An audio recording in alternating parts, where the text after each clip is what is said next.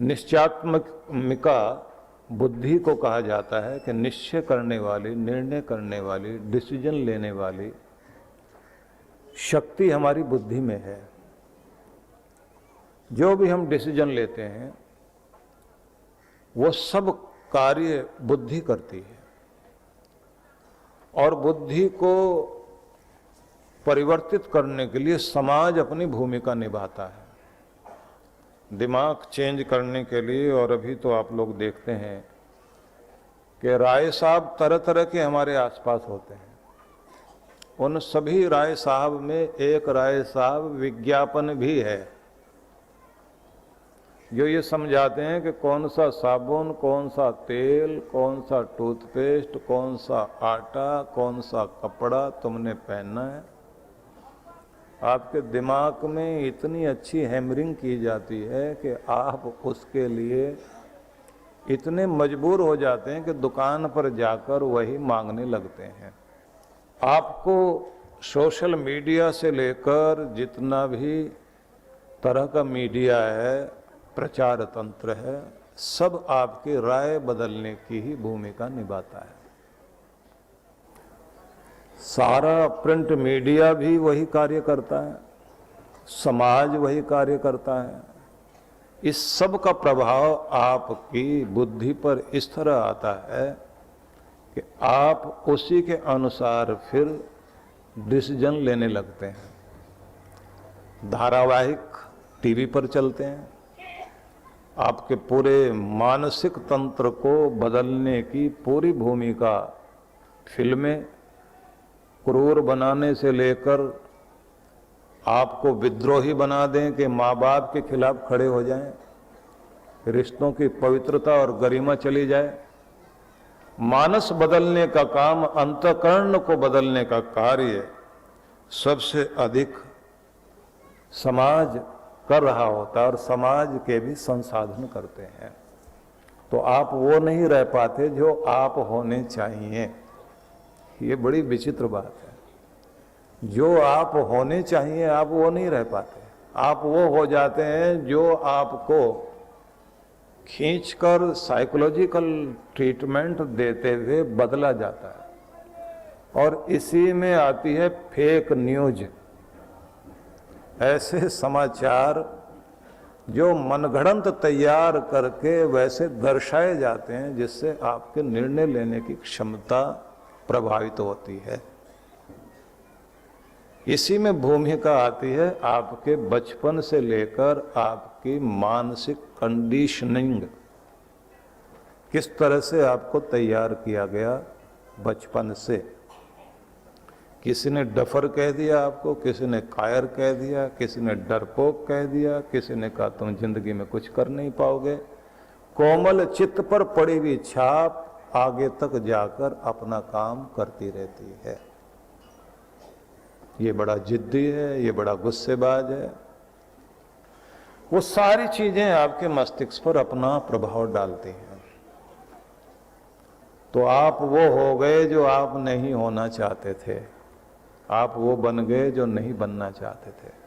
मनुष्य के पास सबसे बढ़िया अच्छी बात ये भी है कि आप अपने आप को पूरी तरह चेंज करने की भी, परिवर्तित करने की भी शक्ति रखते हैं। किसी भी उम्र में अपने को बदल सकते हैं, किसी भी उम्र में अपनी जिंदगी का रंग ढंग पूरी तरह बदल सकते हैं। उन लोगों को भी देखा जिनके घरों में स्थिति आ गई, कोई दुर्घटना के कारण किसी बुजुर्ग आदमी पर अपने पोते पोतियों को पालने की जिम्मेदारी आ गई। जिसके कंधे झुके हुए थे, जिसका मन टूटा हुआ था, एकाएक मन में शक्ति जाग गई कि इनका और कौन, मैं ही तो हूं और मैं भी जिंदा हूं और जब तक मैं हूं इस घर को गिरने नहीं दूंगा। अगर अब तक मेरा बेटा पिलर बनकर मेरे घर को संभालता था तो अब इस घर का खंबा मैं हूं जो इस घर को संभालेगा।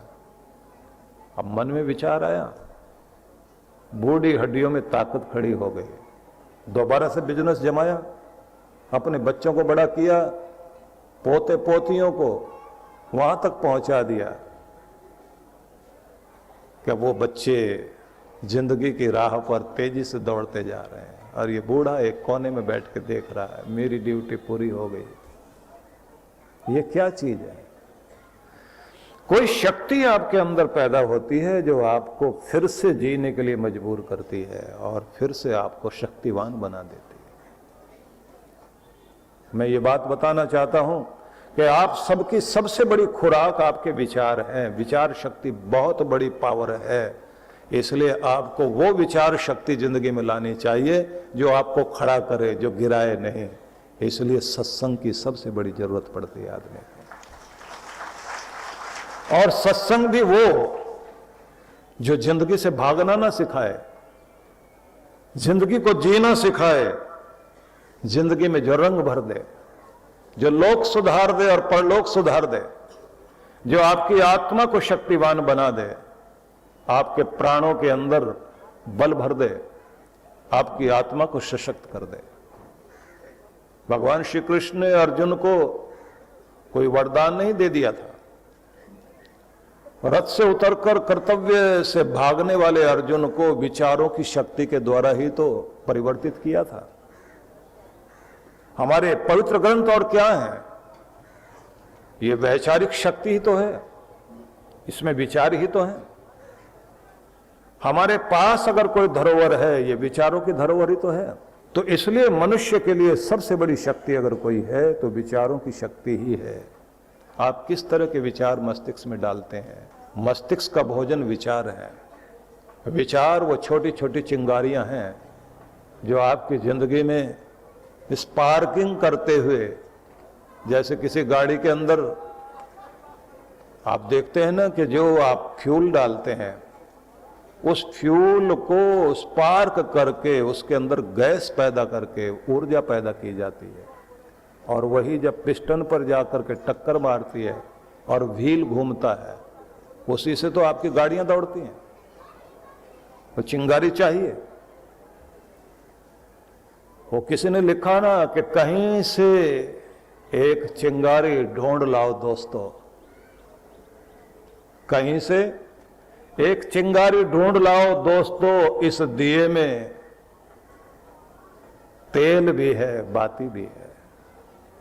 दिया तो ठीक है हमारा, पर इसमें कोई चिंगारी लगाने वाला मिल जाए जिससे हमारा दिया जगमगाने लग जाए, बस वो गुरु की भूमिका है, वो विचारों की भूमिका है।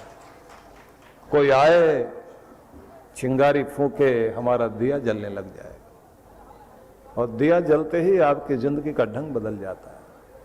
क्योंकि अभी तक आप पेट भरने के लिए, परिवार की जिम्मेदारी पूरी करने के लिए और दुनिया में दिखावा करने के लिए ही जीते रहे, अपनी चेतना के उच्च स्तर पर नहीं पहुंचे, उस स्तर पर नहीं पहुंचे जहां आपके अंदर का आनंद बसता है, जिसके लिए दुनिया में आपको भेजा गया।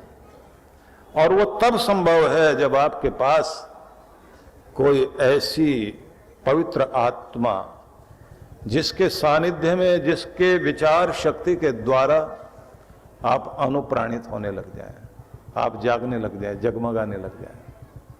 तो इसलिए वो विचार सुनने चाहिए। कृष्ण भगवान ये कह रहे हैं कि सबसे पहले तो इस बात का ध्यान करें कि तुम्हारी चिंतन शैली, तुम्हारी बुद्धि, तुम्हारा मस्तिष्क, तुम्हारा दिमाग शुद्ध दिमाग हो, पवित्र दिमाग हो। वो शुद्ध दिमाग बड़ा अद्भुत होता है। कभी कभी निराश तो हर कोई होता है, लेकिन अगर आपका अंतःकरण शुद्ध है, बहुत जल्दी संभाल लेते हैं अपने आप को, फिर से खड़े हो जाते हैं। अंतःकरण अगर तामसिक हो गया तो निराशा आ जाएगी, डर बढ़ने लग जाएगा, दुखी होने लग जाओगे, घबराने लग जाओगे, और भावनात्मक उद्रेक अगर आ गया तब तो कहना ही क्या, फिर तो आदमी बहुत जल्दी अपने को मारने को तुल जाता है। आपने जो घटनाएं सुनते हैं ना कि कोई महिला अपने बच्चों को साथ लेकर कुएं में कूद पड़ी, क्यों? भावनात्मक रूप से इतनी ज्यादा वो टूट गई, उसे लगता है कि मैं जी के क्या करूंगी, और मेरे बाद मेरे बच्चे दुनिया में तड़फें, उनको लेकर के चली गई। आदमी की मूर्खता कहां तक पहुंच जाती है। कुछ भी हरकत करेगा व्यक्ति। इसलिए एक बात ध्यान रख लीजिए, जिस तरह से आपके घर के अंदर धूल मिट्टी अपने आप प्रवेश करती है, आपके कपड़े अपने आप गंदे होते हैं, ऐसे आपका मन भी धूल से भरता रहता है। इसे शुद्ध और स्वच्छ करने की बड़ी जरूरत है। अगर शुद्ध स्वच्छ नहीं करोगे तो ये मन तो मैला होता ही रहता है। कोई भी बात आ जाएगी मन में, किसी की भी बात दिल में लग गई, आप तो अपनी हिम्मत तोड़ बैठेंगे। और घर के लोग कुछ बोल दें, उसको इतना बड़ा मत मान लो। किसी ने कह दिया तुमने हमारे लिए किया क्या, और आप टूट बैठे। वो 2 मिनट के लिए कोई कुछ बोले तो 2 मिनट के बाद वो बदल भी सकता है। वो रोएगा, पछताएगा, कहेगा नहीं नहीं हम जानते ना, आप ही तो सब कुछ रहे हैं। तो क्यों जल्दी घबरा जाना, क्यों अपने मन को निराश कर लेना। बुद्धि को शुद्ध करने के लिए क्या करें, कहते हैं इसे धर्म की शरण से जोड़िए। धर्म की शरण में जुड़ा हुआ व्यक्ति संभालता अपने आप को। एक यहूदी फकीर ने वर्णन किया कि जंगल में रहते हुए एक ऐसे आदमी को मैंने देखा जो समाज से दूर है, कोई उसके पास नहीं है, जंगल में रहता है, जीव जंतुओं के बीच रहता है और कुछ चीजें बनाता रहता है जिसको जाके वो बस्ती में बेच के वहां से कुछ अन्न लेकर आता है। तो रोज परमात्मा के नाम खत लिखता है और तरह तरह के खत लिखता है। उनमें उसकी डायरी में बहुत कुछ संवाद लिखा हुआ जो भगवान के साथ उसकी बातचीत होती है, कि मैं उसकी डायरी पढ़ता हूं। उसमें क्या लिखता है, वो शिकायत करता है कि मेरे रब, ऊब गया मैं तुम्हारी दुनिया से। बहुत प्यार किया हमने दुनिया को, लेकिन बदले में प्यार तो नहीं मिला। अब मैं बदल रहा हूं, अब मैं किसी से कोई प्यार नहीं करूंगा, ये दुनिया प्यार के काबिल है ही नहीं। तो डायरी पढ़ रहा है और कहता है कि उसके बाद जवाब आया उसके अंदर, कि रब उसको जवाब देते हैं कि मेरे बच्चे, जब मैं तुझे प्यार करना छोड़ दूंगा तो तू भी मेरी दुनिया को प्यार करना छोड़ देना। जब मैं ही प्यार करना नहीं छोड़ रहा तो तू क्यों छोड़ता है। तो वो है जिस पर समाज का, नगर का मैल नहीं चढ़ा, तेरे ऊपर परत नहीं आए। तो सच्चा सरल इंसान है। इस दुनिया को प्यार करना मत छोड़। ये फिर कहता है मैं कितना दूं भगवान, मैंने बहुत किया दुनिया के लिए, बदले में मिला क्या, कितना दूं। अब मुझे रुकना होगा, देने की भी कोई हद होती है। जवाब आता है कि ये तो मैंने कभी नहीं सोचा। भगवान कहते हैं कि देने की भी हद होती है। मैंने तो हमेशा बेहद दिया है, अगणित दिया है। जब मैंने देने में कसर नहीं छोड़ी तो तू देने में क्यों कसर छोड़ता है।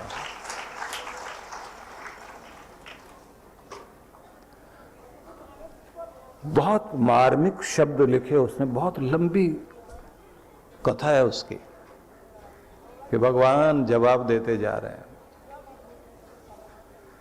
तो जब आप उसके हो जाते हैं ना, और आपकी बुद्धि शुद्ध है, बीच में मैल पड़ सकती है, आपकी खुद की जगह भी मैल पड़ सकती है, तब आपके मन में आएगा मैं ऐसा क्यों करूं, फिर संभल जाओगे। तो कृष्ण भगवान इस पगडंडी पर आपको ले जाना चाहते हैं जो परब्रह्म की तरफ जाती है। उसमें पहली शर्त रखी कि आप अपनी बुद्धि को शुद्ध बनाओ, विचार शक्ति अच्छी होनी चाहिए।